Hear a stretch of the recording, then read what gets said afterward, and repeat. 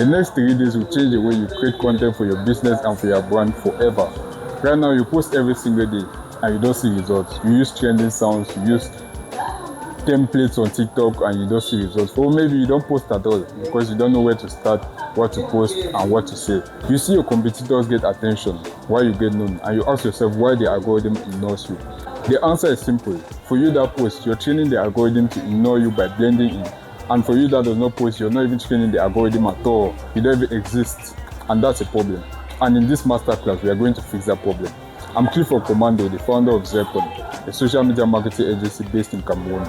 We are the team behind the viral content for hotels like St. Clair Hotel, supermarkets like Amazon Complex, and engineers like Engineer Melly. And we generate thousands of views for them every single week, though they have less than 1,000 followers. Before we dive in, I would like to be transparent. Over the next 3 days, we are not just going to show you the perfect path.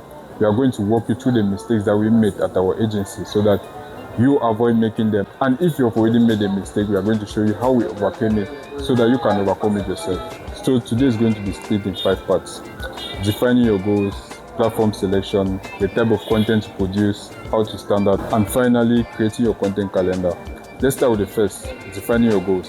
I won't spend so much time on this because as a brand owner, you should want 2 main goals. First, your fame goals, and second, your creative business goals. Let me explain, starting with your creative business goals. For your creative business goals, it's pretty simple. You want content that gives you energy and most importantly, brings you sales. Now, fame goals are a little bit more elaborate. I wasn't going to include this because of how much I like privacy, but a member in my community actually gave me some good points of why I should include it. So let's elaborate on that. Fame goals are the vanity metrics that come from creating content. That's likes, views, shares, and everything. You actually need this because people are more likely to buy from somebody that is famous as compared to a nobody. Now, once you've set your standard, in other words, goals. Now, quick side note, the reason why I use standards is because, the reason why I use the word standard is because as human beings, we fall to the level of our standards. It's easier to fall to the level of our standards as compared to rising to the level of our goals. For example, you can't go to bed without taking a bath. That's like a standard for you. And so if you translate that into content creation by saying your base standard is having 10,000 followers, for example, your base standard is having 10,000 followers, you will try every single possible means to get to that standard. But if you set it as a goal to have 10,000 followers, you will find it a little bit harder to get to that point. So that's why I use the word standards instead of goals. But that's beside the point. Let's get back to the main topic. Once you have your goals laid out, which should not take you up to a day, you move on to the next step, which is choosing the right platform for your business type, which should not also take you up to a day. So let's get to it. And the reason why this step shouldn't take you up to a day is because you are going to focus only on one thing, and it's not the platform itself. It's your ideal customer. Who is your ideal customer? Who are they? Let's take real life examples. If your ideal customer are university students, you're most likely going to choose TikTok or Instagram Reels. If your ideal customer is a local business owner like a tailor, a shopkeeper, you're most likely going to go to Facebook. And another side note again, Facebook Marketplace is incredibly underrated. Like, I don't know why many people don't use Facebook Marketplace. Like, I know people say, oh, Facebook is for old people, this and that, but Facebook Marketplace is actually a gem, a hidden gem.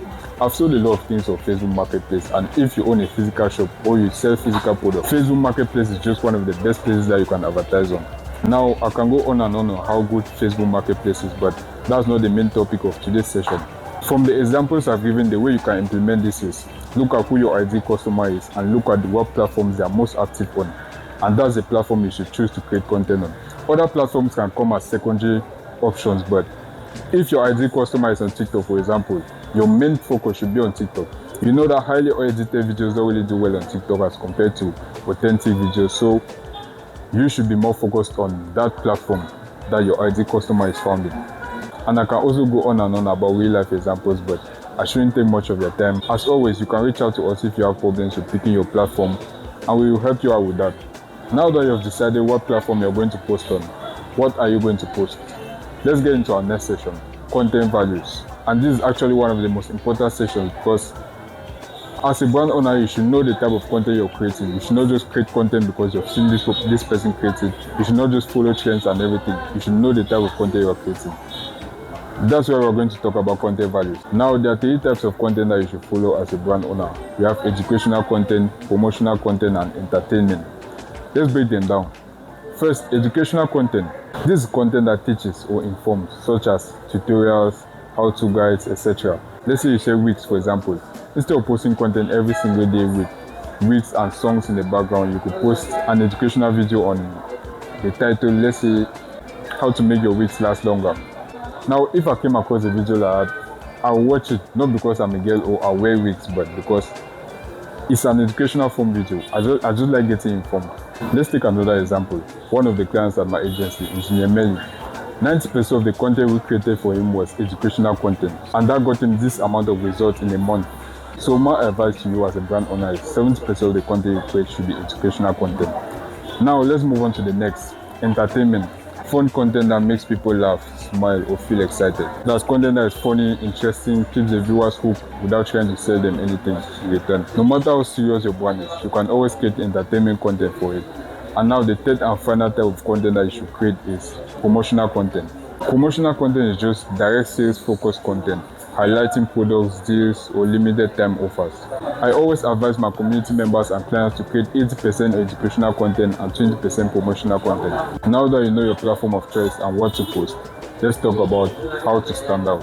The reason why this session is so important is because whatever business model you're in or what industry you're in, you have competition. And one of the best ways to get attention away from your competitors to you is by standing out. We all know the old questions like, why should I buy from you? What makes you unique? Why should I buy from you instead of him? Let's answer that. This is how you counter position as a content creator. Huge credit to Brian Cohan because I learned a lot about counter positioning from him. I don't know if I pronounced his name right, but I hope I did. Counter positioning is simple. You either go against what every single person in your industry is saying, or you disagree with some popular beliefs that you have in your industry, or if you don't want to do both, you can counter position in your industry through content creation in 2 ways. First, you have your tonality and then you have your format. Let's break them down.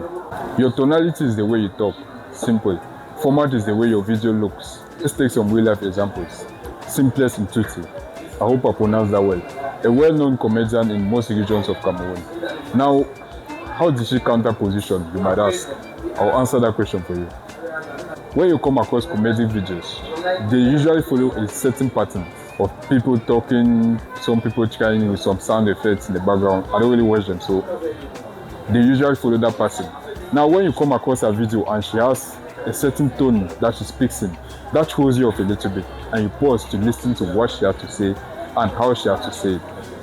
Like, it's just a way of breaking a pattern. It breaks a pattern in your brain. You're used to seeing videos of people talking normally, and this random girl talks in a funny way, and it just does something to your brain. Another great example is Boel Neche. How does he counter position, you might ask? Through his format.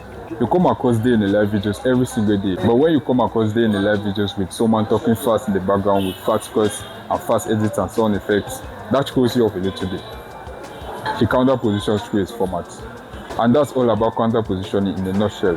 As always, if you don't know how to counter position for your brand, you can reach out to us and we'll help you out. Now let's move on to the final and most exciting step. Content calendars. Creating your content calendar as a brand owner is very simple, but not easy, if you want to do it right. So here are the 3 ways that you can create your content calendar. The first is brainstorming to come up with content ideas yourself. This is the least effective method. I don't suggest you do it. The second is asking AI to generate a content calendar for you. It's very effective, far better than the first method, but not as good as the third method, in my opinion. The third, my favorite, is searching content online in your niche for inspiration. My recommendation for you is to use the second and the third methods combined. We don't want to take too much of your time to do so. I have a PDF that shows you exactly how to do that. Click the first link in the description and text PDF to the number and you will get a full guide on how to use the 2 methods. Now that you have a strategy, that's a good thing. But if your video production still looks amateur, none of this will matter. So tomorrow on day 2, we'll go deep into production and platform hacking. We will break down viral posts from our clients and show you exactly how we edited them. The PDF has a little assignment for you. See you tomorrow.